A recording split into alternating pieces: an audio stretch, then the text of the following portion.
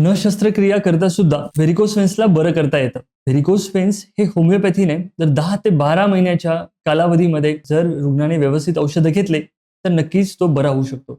होमिओपॅथीमध्ये constitutional medicine जर पेशंटला दिली तर नक्कीच तो आजारापासून दूरही राहू शकतो आणि तो बराही होऊ शकतो. बऱ्याचदा असं होतं की फर्स्ट स्टेजला जेव्हा समजतं की व्हेरिकोस व्हेन्स झालंय, ते कसं त्याच्या पायावर कुठेतरी स्पायडर वेब लाईक अपीअरन्स कुठेतरी दिसायला लागतं. बारीक नसा जे निळसर हिरवळसर नसा पायावर दिसायला लागतात.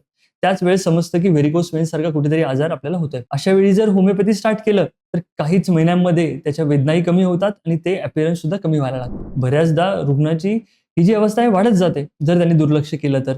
तर त्यावेळेस नसांचा जो प्रकार आहे तो तिथे जमा होणे किंवा तिथे गुच्छा बनणे, तर तो वाढत वाढत एक वेळ अशी येते की तिथे अल्सर सुद्धा तयार होतो.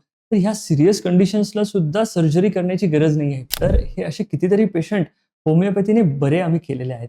तर हे जर तुम्हाला माहीत असेल तर नक्कीच तुम्ही शस्त्रक्रिया टाळून होमिओपॅथीच्या मदतीने व्हेरिकोस व्हेन्स सारख्या आजाराला बरं करू शकता.